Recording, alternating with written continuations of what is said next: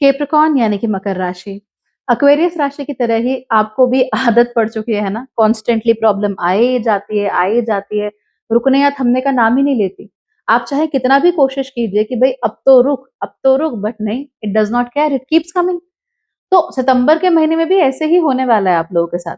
Don't worry, चीज़ें इतनी खराब नहीं है, इतनी इतनी प्रॉब्लमैटिक नहीं है कि कुछ होगा ही नहीं, everything will be bad, not like that. In fact होगा ये कि छोटी-छोटी बहुत सारी चीज़ें होंगी। बिज़ी आप पूरा रहोगे, लेकिन इतना बिज़ीनेस होने के बावजूद भी एक डेफिनिटिव कंक्लूजन पे चीज़ें पहुँचेंगी नहीं। फॉर इंस्टेंस, भई घर परिवार में किसी की तबीयत खराब हो गई, खूब भाग-दौड़ हो गई। You don't get anything out of it. आपके लिए कुछ नहीं हुआ।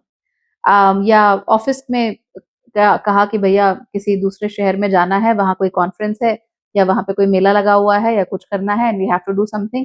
आप वहाँ गए, you went through the motions, but eventually nothing really came out of it. या फिर अचानक से मानसून वेकेशन लेने का मन करने लगा आपका, आपके परिवार का, आपके दोस्तों का, और आप गए and eventually you come back saying I don't know, did I like it? I don't know, did I hate it? I don't know. तो ये सब आप लोगों के मन में कुछ ज़्यादा ही होने वाला है और इसके चलते you will be facing a lot of troubles.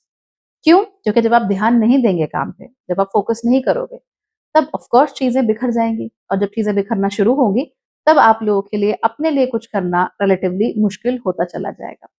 So you always have to put yourself in a position जहाँ पे कि आप लोग ईमानदारी से अपना काम कर रहे हो और उससे अपना ध्यान बिल्कुल भी नहीं हटा रहे हो। इस महीने ध्यान भटकाने के लिए बहुत सारी चीज़ें होंगी और उनमें से ज़्यादातर चीज़ें कंप्लीटली अनअवॉइडेबल होंगी। यानी अगर आप चाहें भी उनको इग्नोर करना, तो आप उन्हें इग्नोर नहीं कर पाएँगे, उनको इग्नोर करना आप लोगों के लिए बहुत मुश्किल हो जाएगा। कॉल्स होंगी, बैठकें होंगी, रिश्तेदारियाँ निभानी होंगी, सब कुछ करना होगा, बट इवेंचुअली रिज़ल्ट क्या आया, God knows. So you have to be careful. इस महीने खाने-पीने का आप लोगों को बहुत ज़्यादा ख़्याल रखना है, क्योंकि आप लोगों को डाइजेस्टिव ट्रबल्स बहुत हो सकते हैं और उसके साथ-साथ ही आँखों में समस्या हो सकती है। ये ज़्यादा भयानक नहीं है, डोंट वरी, लेकिन ओवर ईटिंग के करने की वजह से आपको पेट में प्रॉब्लम हो, ये ज़रूर है। और दूसरी बात, अगर आप लोग बहुत ज़्यादा शौकीन हैं डिवाइसेज़ को देखने के लिए, ख़ास तौर पे छोटे डिवाइसेज़ को देखने के लिए, तो फिर ये चीज़ आपके लिए अच्छी खासी नुकसानदेह हो सकती है। It will create more troubles than it can give you benefits.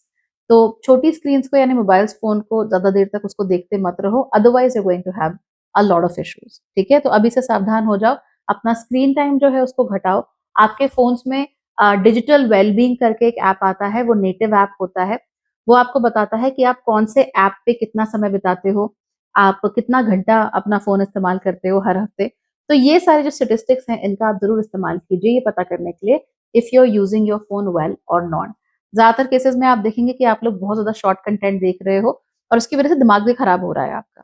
You are not able to fully commit to something और फ़ोकस करने की आपकी जो क्षमता है, वो भी खत्म होती जा रही है।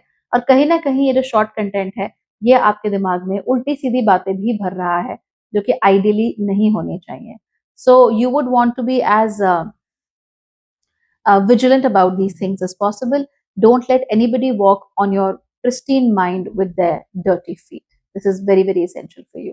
हाँ, समस्याएँ होती हैं, उसको लेकर विजिलेंट रहना चाहिए, पर कोई भी आके आपको कुछ भी समझा देगा, ये कह देगा कि नहीं you are not a good mother क्योंकि आपको पानी ढंग से उबालना नहीं आता, दैट्स क्रेज़ी। इस तरह की चीज़ों पे आपको ज़्यादा जाने की ज़रूरत नहीं है, वरना आप लोगों का दिमाग खराब हो जाएगा। तो इसलिए प्लीज़ इस विषय में आप लोग सावधान रहिए।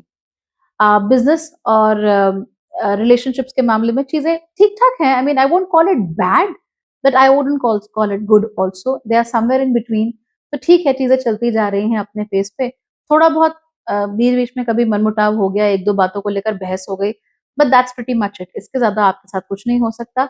हाँ, आपका जो परिवार है, आपकी जो बर्थ फैमिली है, वहाँ पर ज़रूर इश्यू हो सकता है और पुरानी-पुरानी बहुत सारी बातें आपको अननेसेसरीली याद आ सकती हैं। जिसकी वजह से आप एकदम खोया-खोया सा फ़ील करोगे and you will not be able to pinpoint और फिगर आउट कि आपके मन में इस तरह की बातें आखिर चल क्यों रही हैं।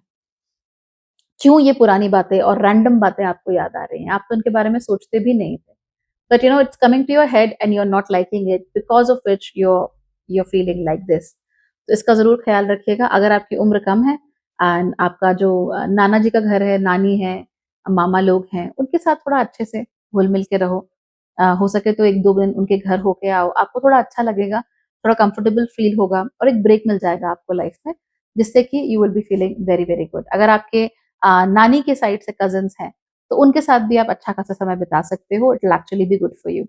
हालांकि अच्छी चीज ये है कि अगर आप लोग चाहें तो इस समय पर अपना काम पर अच्छा ध्यान दे सकते हैं, काम में कोई रिफॉर्मेशन करना है उसके ऊपर ध्यान दे सकते हैं। लेकिन प्रोमिनेंटली जिस चीज से आपको बचकर रहना है वो है skin problems, because you may be feeling plenty of them.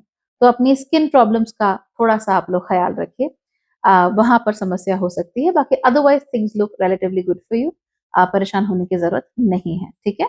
कोई बात नहीं, थोड़ा ऊपर नीचे तो है ही, है ना, वो तो होता रहता है। But overall things are going to be fine and nice. ये जरूर हो सकता है कि इस महीने कोई अचानक से व्यक्ति आपके जीवन में आए, most likely a woman who is going to save you and who is going to provide you with a lot of guidance. And that's not all. अगर आपको कहीं भी प्रॉब्लम हो रही हो, एफर्ट नहीं लग रहा हो, कुछ भी नहीं कर रहा हो, तो याद रखिए आपके पास एक सुपर पावर है। और वो सुपर पावर ये है कि आप लोग संबंध बनाने में बहुत अच्छे हैं। तो जहां पर भी आपको लगे कि things are not going right with me, या मैं आज ऑफिस नहीं आ सकता, you obviously know somebody in the office जो कि खुशी खुशी आपके हिस्से का काम ले लेगा, क्योंकि वो आपको बहुत पसंद करता है और आपने उसके लिए बहुत काम किया है। तो ये जो आपके लोग हैं, जो आपके शुभ चिंतक हैं, आपके साथ हैं, जिनके साथ आपके अच्छे संबंध हैं, इनको कभी मत भूलना। क्योंकि जब भी परेशानी आएगी, और केप्रिकॉन में ज्यादा आती है, नो डाउट, शनि की राशि है ना, तो ज्यादा परेशानी आती है, लेकिन जो भी परेशानी आए, they will always be somebody जो कि आपको प्रेम करता होगा, आपका शुभचिंतक होगा, जो कि आपके लिए उन समस्याओं को सॉल्व कर सकता है।